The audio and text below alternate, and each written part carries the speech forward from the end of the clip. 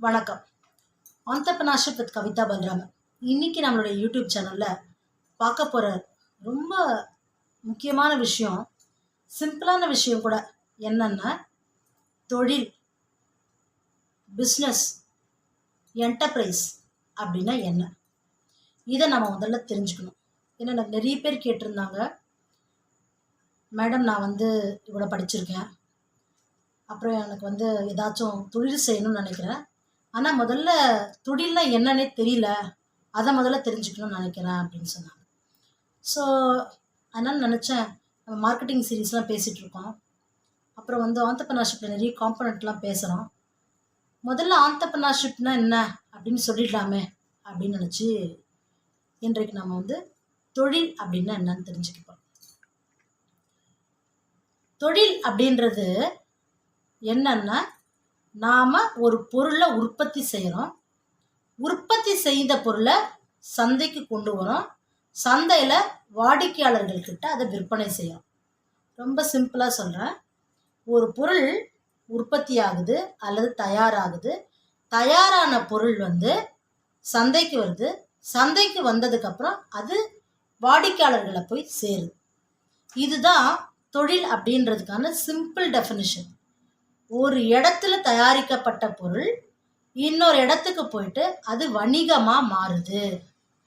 என்னது தொழில் அப்படிங்கிறது? என்ன, வியாபாரமாக மாறுது. அந்த வணிகம், வியாபாரத்துலேருந்து வரக்கூடிய லாபம் திரும்ப அந்த வணிகத்துக்கு அது ஒரு சுழற்சியாக இருக்குல்ல, அது ஒரு பெரிய சப்ளை செயின். அந்த சுழற்சியை தான் நம்ம சிம்பிளாக தொழில், ஆண்டர்பிரினர்ஷிப் அப்படின்னு சொல்கிறோம். இதில் நிறைய இருக்குது. கடல்லேருந்து நான் உங்களுக்கு ஒரே ஒரு துளி டெஃபினேஷனை சொல்கிறேன். இப்போ இந்த தொழிலை அடுத்த லெவலில் கொஞ்சம் போய் பார்ப்போம். அப்படின்னா என்னன்னா, தொழிலா, ஐயோ அதெல்லாம் நமக்கு ஒத்தே வராது, நான் எங்கேயாச்சும் வேலைக்கு போய்டுறேன் அப்படின்னு சொல்கிறாங்க. இன்னும் சில பேர் பார்த்தீங்கன்னா, என்ன இவங்கெல்லாம் நம்ம தொழிலெலாம் பற்றி பேசினிருக்காங்க, அதெல்லாம் நம்ம ஊருக்கு செட் ஆகுமா அப்படின்னு ஒருத்தர் பேசுகிறாங்க. இன்னும் சிலர்லாம் பார்த்தீங்கன்னா, தொழில் அப்படின்னா என்ன எனக்கு தெரியாது அப்படின்னு சொல்லிடுறாங்க. இப்படி சொல்லக்கூடிய எல்லாருக்கும் நான் கேட்கக்கூடிய சிம்பிளான கேள்வி, இப்போ நீங்கள் எல்லாரும் நைட்டு தூங்க போயிட்டீங்கன்னு வச்சுக்கோங்க, தூங்கி காலையில் எழுந்துக்கிறீங்க, எழுந்தவுடனே என்ன பண்ணுவீங்க? எல்லாரும் ஃபோன் முகத்தில் முழிக்கிறீங்க, கரெக்டாக? இப்போ இந்த ஃபோன் இருக்குது, நீங்கள் யாராச்சும் இதை உற்பத்தி பண்ணியிருக்கிறீங்களா அப்படின்னு கேட்டால் அதுக்கான விடை இல்லை. இன்னும் சிலர்லாம் சொல்கிறாங்க, இல்லை இல்லை நான் ஃபோன் முகத்தெல்லாம் முழிக்க மாட்டேன், நான் எழுந்த உடனே புத்தகத்தை பார்ப்பேன், எனக்கு பிடிச்ச கடவுளை பார்ப்பேன், சாமி கும்பிடுவேன் அப்படிலாம் சொல்கிறாங்க. நான் கேட்குறேன், நீங்கள் பார்த்த புத்தகம் ஏதாச்சும் நீங்கள் உற்பத்தி பண்ணீங்களா? இல்லை நீங்கள் சாமி கும்பிட்ட புகைப்படங்கள் ஏதாச்சும் நீங்களே தயாரிச்சதா அப்படின்னு கேட்டால் இல்லை. சரி விட்டுருங்க, இதெல்லாம் வேண்டாம். அதுக்கப்புறம் நீங்கள் என்ன பண்ணுவீங்க? ப்ரஷ் பண்ணுவீங்க. சரி, ப்ரஷ்ஷை நீங்கள் எதற்காவது தயாரிச்சிங்களா? இல்லை அதில் போடக்கூடிய பல் துளக்கிற பேஸ்ட் நீங்கள் தயாரிச்சிங்களா அப்படின்னா அதுக்கு ஆன்சர் நோ. சரி, இதையே விட்டுருவோம். நீங்கள் இதை விட அடுத்த லெவல் போயிட்டு, நான் தண்ணி பிடிச்சி தான் முகம் கழுவுறேன், இயற்கை கொடுத்த தண்ணி எப்படி வருது? மோட்டர் போட்டு டேங்க்கில் ஏற்றணும், டேங்க்லேருந்து குழா மூலமாக வருது, குழா மூலமாக டேப் இருக்குது. சொல்லுங்கள், ஒரு டேங்கோ குழாயோ டேப்போ ஏதாச்சும் ஒன்று நீங்கள் உற்பத்தி பண்ணியிருக்கீங்களா அப்படின்னு கேட்டால் பதில் நோ. சரி, இதெல்லாம் அப்படி ஒரு ஓரமாக வச்சுருவோம். மக்கள் காலையில் எழுந்து டீயோ காஃபியோ சாப்பிடலன்னா அவங்களுக்கு தூக்கமே வராது. அப்போ டீயாக இருக்கட்டும், பாலாக இருக்கட்டும், சர்க்கரையாக இருக்கட்டும், இல்லை இது எல்லாத்தையும் போடக்கூடிய பாத்திரங்களாக இருக்கட்டும், கேஸ் ஸ்டவ்வாக இருக்கட்டும், சிலிண்டராக இருக்கட்டும், ஏதாவது ஒன்றை இவங்க உற்பத்தி பண்ணியிருக்காங்களா? அதான் கேள்வி. ஆன்சர் என்ன தெரியுமா? நோ தான். ஏன்னா ஒரே ஒரு பொருளை கூட மக்கள் உற்பத்தி பண்ணலை, இவங்க எல்லாருமே கன்சியூம் பண்ணுறாங்க. இவங்க எல்லாருமே யார்? வாங்குபவர்கள், வாடிக்கையாளர்கள். கடைசி வரைக்கும் ஒரு பொருளை காசு கொடுத்து வாங்கின்னு தான் இருக்காங்க. இப்போ சொல்லுங்கள், இந்த உலகம் முழுவதுமே யார் இருக்காங்க? கன்சியூமர்ஸ், வாடிக்கையாளர்கள் தான் இருக்காங்க. வாடிக்கையாளர்களால் நிறைந்தது தான் இந்த உலகம். இந்த வாடிக்கையாளர்களோட தேவைகளை பூர்த்தி செய்யறது தான் தொழில். அது யார்? உற்பத்தியாளர்கள். அவங்கள தான் நம்ம ஆண்டர்பிரினர்ஸ்னு சொல்கிறோம். அதாவது வாடிக்கையாளர்கள் நிறைந்தது இந்த உலகன்றது இப்போ தெளிவாக தெரிஞ்சிருச்சு. இப்போ எல்லா பொருளுக்குமே வாடிக்கையாளர்கள் இருக்காங்க, ஆனால் சில பொருட்கள் அதிகமான அளவு விற்பனை ஆகுது, சில பொருட்கள் அதிகமான அளவு விற்பனை ஆகிறதில்ல. இதை தான் நம்ம டிமாண்டுன்னு சொல்கிறோம். பிஸ்னஸை பொறுத்த வரைக்கும் நம்ம இதுக்கு என்ன பேர் வைக்கிறோம்? டிமாண்ட், தேவை.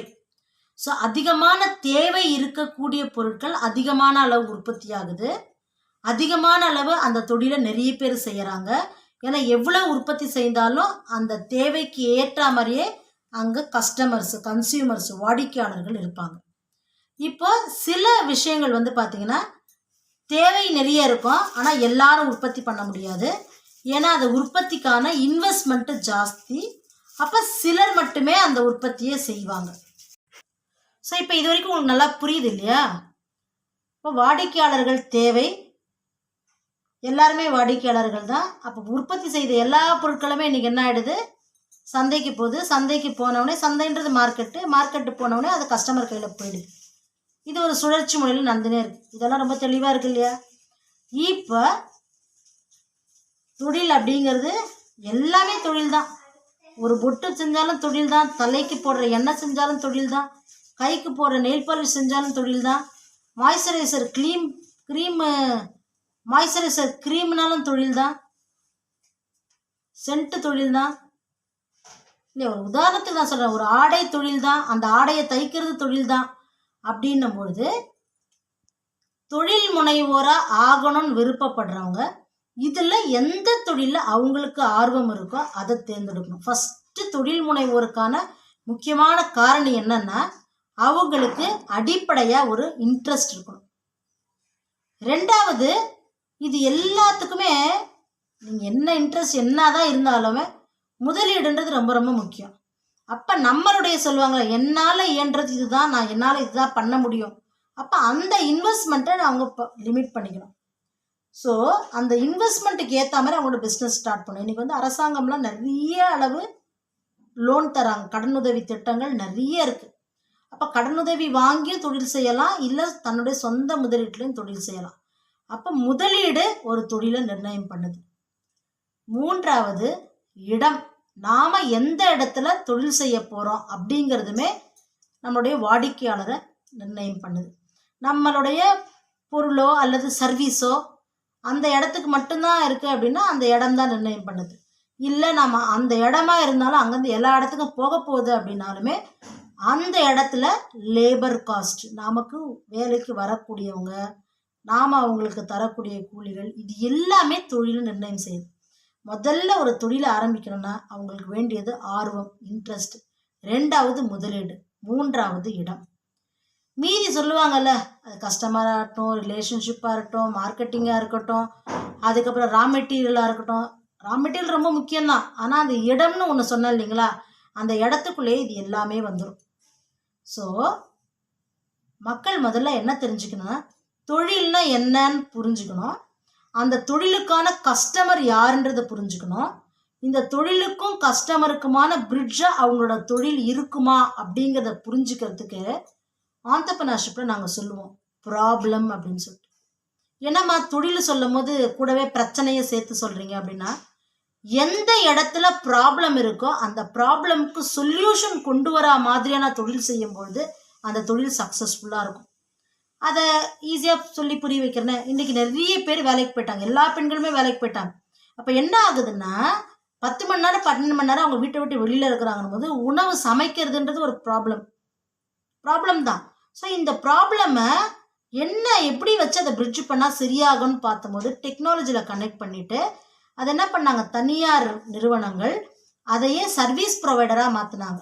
என்ன பண்ணுறாங்க, அந்த கம்பெனிக்காரன் ஃபுட்டை ஒரு ஹோட்டல்ல இருந்தோ அல்லது ஒரு வீடுகள்ல இருந்தோ வாங்கி தனிப்பட்ட வீடுகளுக்கு கொண்டு வந்து கொடுக்குறாங்க. அப்போ ப்ராப்ளமை கண்டுபிடிக்கிறாங்க, அந்த ப்ராப்ளம்க்கான சொல்யூஷனோட வரும்பொழுது அந்த தொழில் சக்ஸஸ்ஃபுல்லாகும். இது பெரிய நடக்கக்கூடிய நெட்வொர்க்கான விஷயம். இது எந்த ப்ராப்ளமாக வேணா இருக்கலாம். இன்னைக்கு சிம்பிளான ஒரு ப்ராப்ளம் சொல்லட்டுங்களா. முன்னொரு காலத்தில் ஒவ்வொரு வீட்லேயும் அந்த பெண்மணிகள் மிஷினுக்கு போயிட்டு தான் அவங்களுக்கு வீட்டுக்கு தேவையான அனைத்து மாவுகளையும் அரைச்சின்னு வருவாங்க. அது மிளகாய் தூள்லேருந்து, மஞ்சள் தூள்லேருந்து, முறுக்கு மாவுலேருந்து, கடலை மாவுலேருந்து, தேவையான ஈவன் தலைக்கு போடக்கூட சீயக்காயை வரைக்கும் அரைச்சி தான் கொண்டு வருவாங்க. ஆனால் ஒரு காலகட்டத்துக்கு மேலே என்ன ஆயிடுச்சுன்னா, மிஷினுக்கு போய் அரைக்கிறதுன்றது ஒரு ப்ராப்ளம் ஆச்சு. அரைக்க அவங்களால முடியல. ஏன்னா நிறைய பேர் வேலைக்கு போயிட்டாங்க.